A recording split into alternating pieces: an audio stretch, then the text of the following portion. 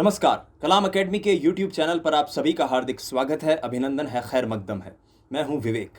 यह है विशेष कार्यक्रम लॉकडाउन विद एक्सपर्ट्स, जहां हम मुखातिब होते हैं शिक्षा जगत की ऐसी हस्तियों से जिनका मार्गदर्शन आपकी प्रतियोगिता परीक्षा की तैयारी के लिए बेहद महत्वपूर्ण है।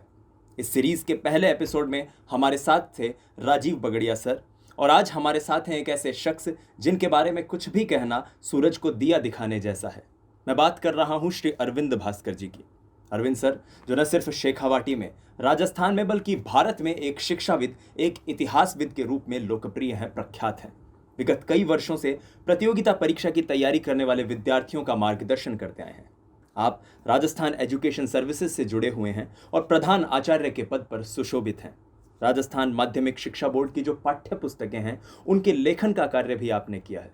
और अगर बात मैं पुस्तक लेखन की करूं, तो विश्व इतिहास की एक ऐसी पुस्तक सर ने लिखी जो न सिर्फ प्रतियोगिता परीक्षा की तैयारी करने वाले विद्यार्थियों के लिए, बल्कि इतिहास में रुचि रखने वाले प्रत्येक पाठक के लिए एक बेहद क्रांतिकारी नज़ीर साबित हुई। जब हमने सर से ये रिक्वेस्ट की, ये अनुरोध किया कि आप कलाम एकेडमी के इस प्लेटफॉर्म पर आकर विद्यार्थियों का मार्गदर्शन कीजिए, तो सर ने हमारे इस अनुरोध को सहर्ष स्वीकार किया और आज हमारे साथ हैं अरविंद भास्कर सर। सर नमस्कार, स्वागत है आपका कलाम एकेडमी के YouTube चैनल पर इस खास कार्यक्रम में। बहुत बहुत धन्यवाद विवेक जी। सर, लॉकडाउन का उपयोग किस प्रकार से कर रहे हैं आप? बस कुछ ज़्यादा खास नहीं हो रहा है। सरकार ने कुछ फील्ड में जिम्मेदारियां दे रखी हैं, वो हो जाती हैं, और उनके अलावा जो वक्त मिलता है उस समय में मेरा जो शौक़ है निजी जो जो स्थानीय इतिहास पर लेखन का कार्य, उसके लिए वक्त निकाल लेता हूँ। सर, हम आपकी फेसबुक पोस्ट पढ़ते रहते हैं और उसमें सीकर किसान आंदोलन या राष्ट्रीय आंदोलन पर जो आपका शोध है वो हमें अचंभित कर देता है। मतलब जिन घटनाओं के बारे में हमने सिर्फ सुना है या पढ़ा है, आप उसके ऊपर कोई अखबार की कटिंग ले आते हैं या कोई महान उद्धरण लेकर आते हैं। सर, मेरा सवाल यही है कि जहाँ एक और हम अपनी पाठ्य पुस्तकें ढंग से नहीं पढ़ पा रहे हैं, वहाँ पर आपका इतना गहरा शोध आप कैसे कर लेते हैं ये सब, और क्या है इसके पीछे आपकी प्रेरणा सर?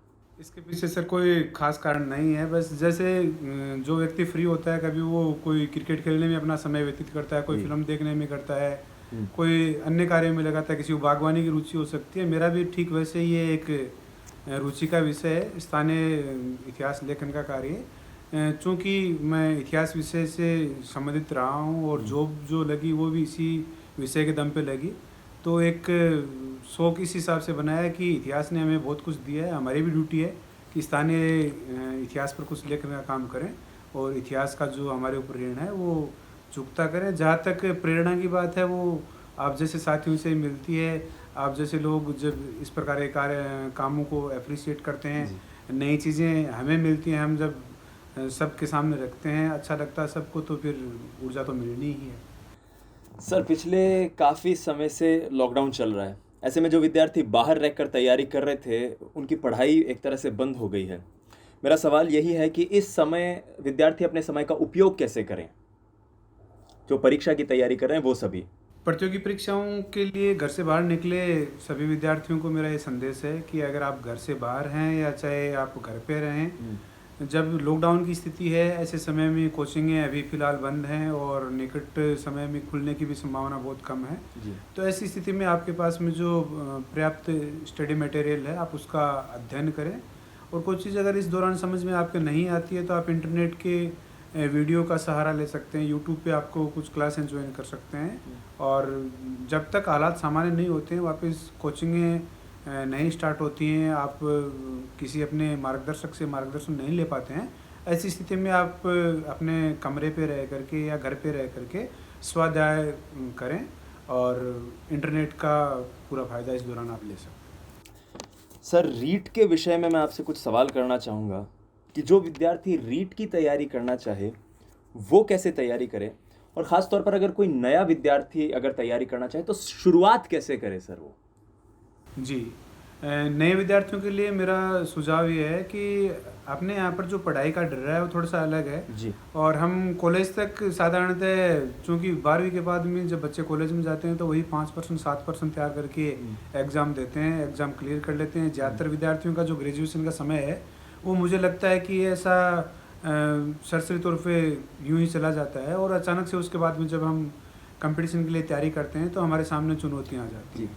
तो नए विद्यार्थी जिनके फंडामेंटल क्लियर नहीं है, उनको मेरा ये सुझाव है कि जो भी आपके सामने सिलेबस है, आप सीधे इस महासागर में नहीं उतरें। आप अपने जो सिलेबस के जो बिंदु हैं उनके आधार पर अपने विषय विशेषज्ञ से आप समय लें, मिलें। जैसे मैं आपको उदाहरण दूं, आपको महाराणा प्रताप के बारे में पढ़ना है और ये पता नहीं है कि महाराणा प्रताप कौन था, क्या था, कैसे था, तो फिर हम पढ़ेंगे तो कुछ चीज़ें तो हमें समझ में नहीं आएंगी कि ये मतलब जो हमारा पात्र है वो क्या कहना चाह रहा है और हम इसको किस प्रकार से पढ़ रहे हैं। अगर आप किसी व्यक्ति के पास में या किसी एक्सपर्ट के पास में जाएंगे और वो आपको बताएंगे कि ये राजस्थान के इस प्रकार के बहुत बड़े शासक हुए हैं जिन्होंने जो आक्रांता थे उनसे लोहा लिया और अपनी आज़ादी को बनाए रखने का प्रयास किया, तो कुछ थीम उनके बारे में जब आपके मन में बैठ जाएगी तो उसके बाद में आप महाराणा प्रताप को आराम से पढ़ने में सफल हो जाएंगे। तो मेरा आप उन प्रतियोगी परीक्षार्थियों से जो बिल्कुल नए हैं उनको यही कहना है कि जो सिलेबस के जो टॉपिक हैं, जो बिंदु हैं, उनके आधार पर वो सबसे पहले विषय विशेषज्ञ से ज़रूर मिलें। एक मोटी मोटी जो धारणा है उन बिंदुओं के बारे में वो कुछ बनाएं। कुछ उनके सरसरी तौर पे जब कुछ मोटी मोटी थीम जब बनेगी तो उसके बाद में वो विषय और वो पॉइंट उनके लिए पढ़ना आसान हो जाएगा। सर, अक्सर हमसे विद्यार्थी एक सवाल करते हैं कि एक अच्छी तैयारी का आदर्श समय कितना है, कितने टाइम में तैयारी हो सकती है और उसके लिए कितने घंटे पढ़ना चाहिए? जी, मेरा यहाँ पर ये कहना होगा कि मैं समय से इत्तेफाक नहीं रखता हूँ जी, क्योंकि जो बुद्धि लब्धि है, आईक्यू है, वो हर स्टूडेंट का अलग अलग होता है। जी। किसी स्टूडेंट को 5 मिनट में 7 मिनट में पढ़ने में ही 1 घंटे जितना ज्ञान प्राप्त हो जाता है, और कुछ औसत बुद्धि के विद्यार्थी भी हो सकते हैं जिनको 4 बार 5 बार भी पढ़ना पड़ सकता है। तो कुछ विद्यार्थी जिन्होंने एक बार पढ़ते ही कोई चीज़ क्लियर हो गई, और कुछ विद्यार्थी ऐसे जिनको 5 बार पढ़ने पर कोई चीज़ याद होती है। तो मुझे नहीं लगता कि इसमें समय कोई मुद्दा है। मुझे ये लगता है कि समय के बजाय स्टडी मटेरियल बहुत बड़ा मुद्दा है कि आप क्या पढ़ते हैं, कैसे पढ़ते हैं, कितना पढ़ते हैं। अगर स्टडी मटेरियल आपके पास में अच्छा नहीं है, गुणवत्तापूर्ण नहीं है, तो आप 24 घंटे पढ़ते जाइए, सिलेक्शन नहीं होने वाला है। और क्वालिटीपूर्ण आपके पास स्टडी मटेरियल है तो वो आप उसको कम से कम पढ़ेंगे तो भी सफलता की संभावना ज़्यादा से ज़्यादा रहेगी। सर, रीट की तैयारी के लिए कौन सी किताब पढ़नी चाहिए? ये मतलब सबसे बड़ा क्वेश्चन अभ्यर्थियों का यही होता है। जी। और विवेक जी, मैं यही कहना चाहूँगा, और मेरे जो साथी जिन्होंने लंबे समय से जो कोई कोचिंग में पढ़ा रहे हैं, मार्गदर्शन दे रहे हैं, उन सभी का एक ही सुझाव है कि रीट परीक्षा का जो पाठ्यक्रम है वो 12th तक का जो आरबीएससी का और एनसीईआरटी की जो बुक्स हैं उनको विद्यार्थी उन्हीं को बेस बनाएं, उन्हीं को पढ़ें। उनमें ये ध्यान रखना है कि कई आरबीएससी के जो किताबें हैं या एनसीईआरटी किताबें हैं, उनमें बहुत सारी चीज़ें ऐसी हैं जो रीट के सिलेबस में नहीं हैं। तो वो चीज़ें छोड़ दें, आप रीट का सिलेबस देखें, जो टॉपिक आपको उन बुक्स में मिलते हैं वो आप वहीं से पढ़ें। उनके अलावा जो राजस्थान हिंदी ग्रंथ अकादमी की कोई किताबें हों उनमें आपको वो टॉपिक मिलते हैं तो आप वहाँ से पढ़ सकते हैं। डीयू की किताबें भी बहुत महत्वपूर्ण हैं, और वो सारी जो बड़ी एग्ज़ामें हैं वहाँ से उनसे प्रश्न उठाए जाते हैं। तो जो आपको आरबीएससी या सीबीएसई की जो बुक्स में से जो पॉइंट नहीं मिल रहे हैं वो आप डीयू या हिंदी माध्यम की जो क्रियान्वयन निदेशालय है उनकी किताबों से पढ़ सकते हैं। मेरा सुझाव यही रहेगा, इसका कोई विकल्प नहीं है। आरबीएससी प्लस सीबीएसई, और जो पॉइंट इनमें आपको नहीं मिलते हैं उनकी आप किसी अच्छे टीचर के नोट्स हैं या कोई कोचिंग के नोट्स हैं वो आप देख सकते हैं। सर, तैयारी के दौरान बच्चों में एक मनोवैज्ञानिक संदेह रहता है कि मेरा दोस्त उस किताब से पढ़ रहा है, उसके पास वो नोट्स हैं, मैं भी ले आता हूँ, तो इन सब से कैसे बचा जाए? इस संदर्भ में मेरा सभी प्रतियोगी परीक्षार्थियों को सुझाव रहेगा कि भाई आपको 100 में से 100 नंबर नहीं लाने हैं। आपको सिर्फ अपना सिलेक्शन करवाना है, और सिलेक्शन करवाने के लिए गुणवत्तापूर्ण मटेरियल जो है वो पर्याप्त होता है। अगर आप हर गाइड देखेंगे, मार्केट में दर्जनों प्रकार की गाइडें आपको मिलेंगी, हर गाइड में देखेंगे तो हर गाइड में आपको इक्का दुक्का नया फैक्ट मिलता रहेगा, और आप अपने स्टडी मटेरियल से संतुष्ट नहीं हैं और ये सोचेंगे कि ये मेरे पास जो फैक्ट है ये इस गाइड में मैंने देखा, ये तो मेरे वाले में तो था ही नहीं, इसमें आ गया, इसलिए मेरे को ये भी पढ़नी पड़ेगी। फिर आप दूसरी देखेंगे, उसको भी खरीद लेंगे। कोचिंगों के जो नोट्स होते हैं, हर कोचिंग में अलग अलग तरह की फैकल्टी होती हैं, उनका पढ़ाने का तरीका अलग अलग होता है, उनके फैक्ट अलग अलग होते हैं। तो आप अलग अलग जगह अगर देखेंगे तो सब जगह आपको कुछ न कुछ नया मिलेगा। जी। तो मेरा सुझाव इस संदर्भ में ये रहेगा कि आपको भटकने की ज़रूरत नहीं है। जो मैंने आपको स्टडी मटेरियल बताया है, CBSE RBSE की बुक्स, प्लस आप अगर किसी कोचिंग में कोचिंग कर रहे हैं तो वहाँ पर आपके जो अच्छे टीचर हैं उनके नोट्स हो सकते हैं। और ज़्यादा से ज़्यादा आप अगर देखना चाहें, आपको लगता है कि आप जहाँ पर अध्ययन कर रहे हैं वहाँ पर उसके अलावा भी किसी दूसरी कोचिंग में या कहीं आपके जहाँ पर अध्ययन कर रहे हैं उससे बाहर किसी अन्य स्थान पर कोई बहुत अच्छी फैकल्टी है और वो अच्छा पढ़ा रहे हैं, तो आप उनके नोट्स पढ़ सकते हैं। मेरा सुझाव आपको इतना ही है कि CBSE RBSE की बुक्स के अलावा आप जिस कोचिंग में अध्ययन कर रहे हैं वहाँ के नोट्स, और उससे अधिक अगर आप अध्ययन करना चाहें तो किसी एक अन्य कोचिंग या जो स्टार फैकल्टी है उनके नोट्सों के द्वारा आप अध्ययन कर सकते हैं। याद रखिए कि स्टडी मटेरियल जितना कम होगा उतना ही सफलता की संभावना आपकी ज़्यादा होगी, लेकिन स्टडी मटेरियल कम के साथ में गुणवत्तापूर्ण होना चाहिए। जैसा मैंने आपको कहा, आप बहुत सारी किताबें लेंगे तो आपका समय जो है अधिकांशतः उन किताबों के पन्ने पलटने में व्यतीत हो जाएगा और आप यथा समय उनका रिवीजन करना बिल्कुल आपके लिए संभव नहीं रहेगा। सर, रिवीजन किस प्रकार से किया जाए और उसके लिए टेस्ट सीरीज कितनी उपयोगी साबित होती है? रिवीजन का जहाँ तक मेरा मानना है कि हर पाठक को और जो विषय सामग्री है वो कम से कम 3 बार आवश्यक रूप से पढ़नी चाहिए। उसके बिना मुझे नहीं लगता कि वो समझ में आ सकती है। सरसरी तौर पे पहली बार आप पूरा जो पाठ्यक्रम है वो देखें, उससे आपकी थीम बनती है, आपकी धारणाएं मजबूत होती हैं, आपके मोटा मोटा कुछ समझ में आता है। आप दूसरी बार जब उसका अध्ययन करेंगे तब आपको पता लगेगा कि इस चैप्टर में इस प्रकार के प्रश्न पहले पूछे गए हैं, पूछे जा सकते हैं। तो इस प्रकार की जो पंक्तियां आपको मिलती हैं आप उनको अंडरलाइन कर सकते हैं अपने जो समझ के अनुसार, या आपको इधर उधर जो दूसरे नोट्स वगैरह आपको पढ़ते समय कोई फैक्ट ऐसा नज़र आया तो आप वहाँ पर गाइड में या अपने जो बुक है वहाँ पर वो जो अतिरिक्त जानकारी है वो वहाँ पर आप नोट कर सकते हैं साथ में, ताकि सप्लीमेंट्री जानकारी होने से आप जब कभी आगे तीसरी बार जब पढ़ेंगे या चौथी बार भी पढ़ेंगे तो वो चीज़ें आपकी उससे आपस में जुड़ती जाएंगी और आपके लिए पढ़ना आसान हो जाएगा। जहाँ तक आपने टेस्ट सीरीज़ की बात कही है, तो टेस्ट सीरीज़ मेरे हिसाब से बहुत महत्वपूर्ण है प्रतियोगी परीक्षार्थियों के लिए, लेकिन वो उस स्थिति में है जब किसी विद्यार्थी का फंडामेंटली क्लियर नहीं है, उसने एक बार ही अध्ययन नहीं किया, तो वो टेस्ट सीरीज़ उसके लिए उपयोगी नहीं होगी, क्योंकि डिमोरलाइज होगा। या जहाँ तक मैं समझता हूँ, क्योंकि उसको आता ही नहीं है तो सब उसके क्वेश्चन ऐसे जाएंगे।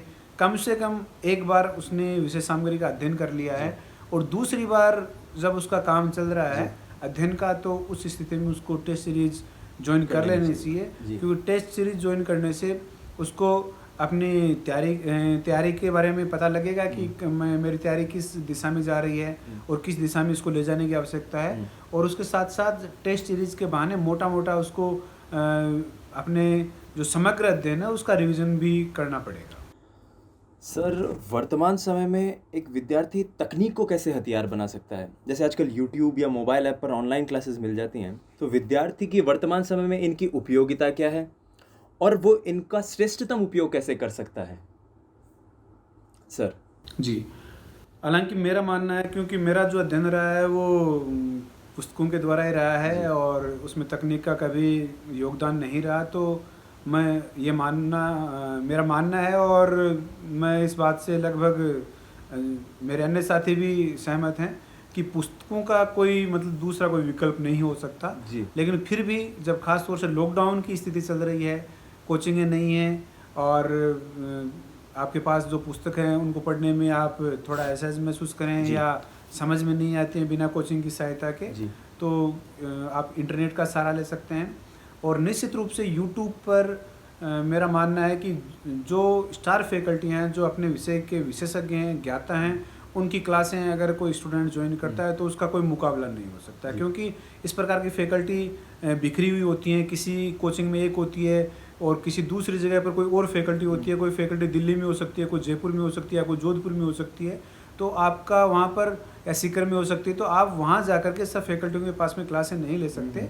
उनकी यूट्यूब पर क्लासें ज्वाइन कर सकते हैं, गुणवत्तापूर्ण क्लासें तो आपको ज्वाइन कर लेनी चाहिए। सर, रीट के विद्यार्थी इतिहास कैसे पढ़ें? सर, इतिहास विषय भी जहाँ तक मेरा मानना है अन्य विषयों की तरह ही है, और इस संदर्भ में मैंने आपको पहले भी अपनी वार्ता में महाराणा प्रताप का उदाहरण दिया। जी।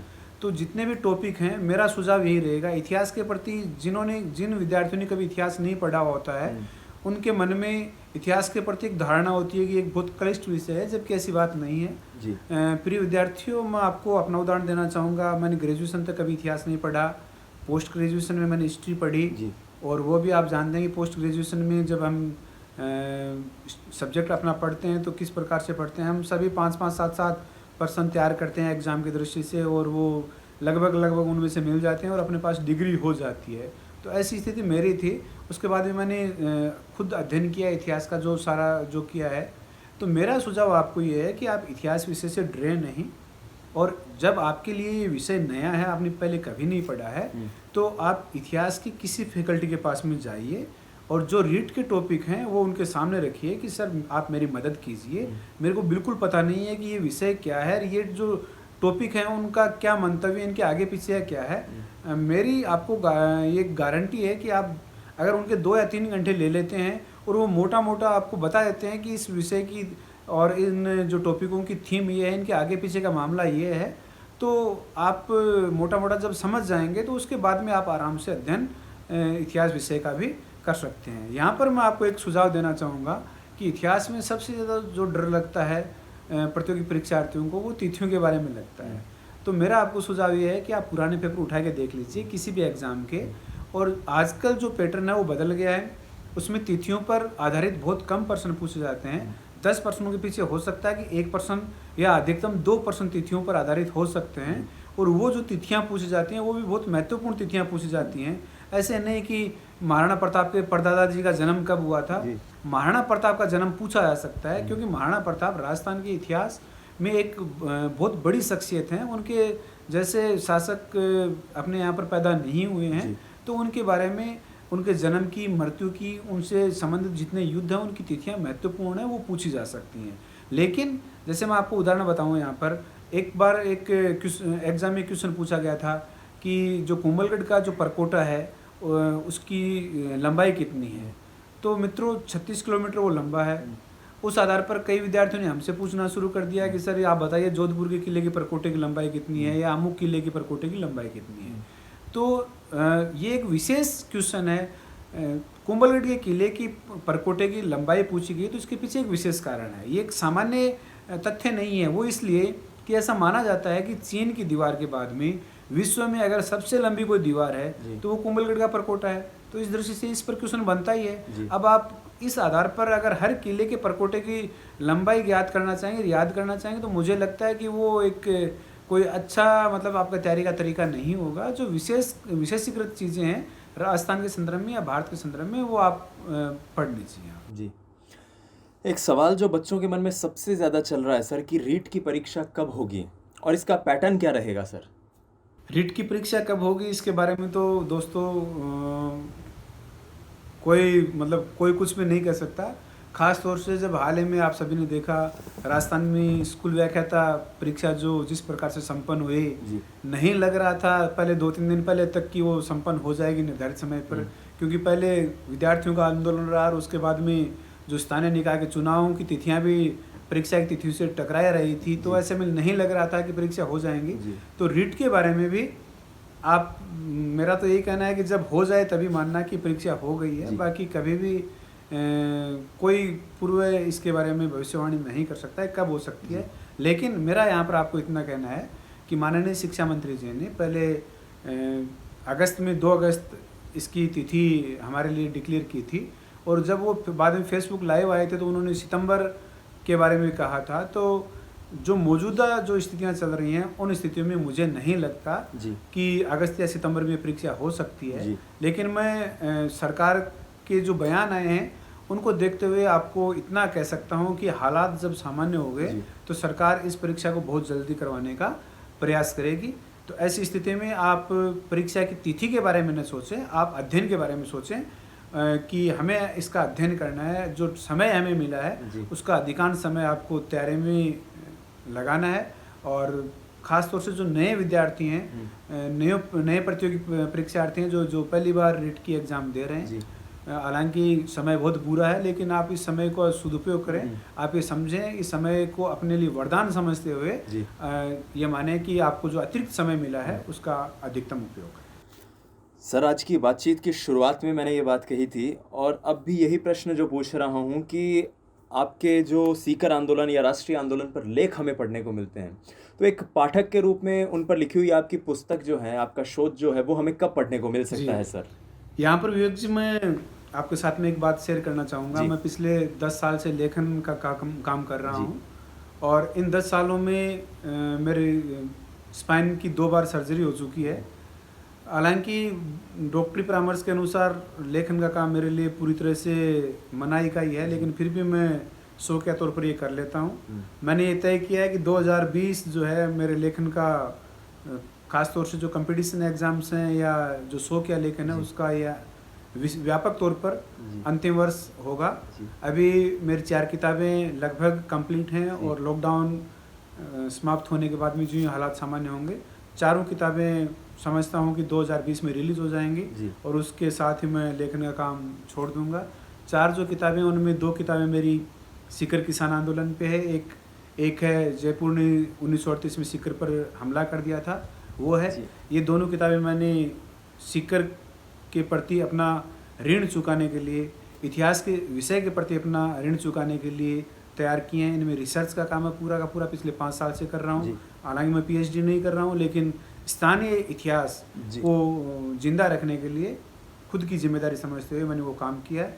राजस्थान के स्वतंत्रता संग्राम पर मेरी किताब आने वाली है, और भारत के स्वतंत्रता संग्राम पर भी किताब आने वाली है। आप सबकी दुआओं से प्रयास रहेगा कि वर्ष 2020 खत्म होने से पहले चारों किताबें आप सबके बीच में हो। जी सर।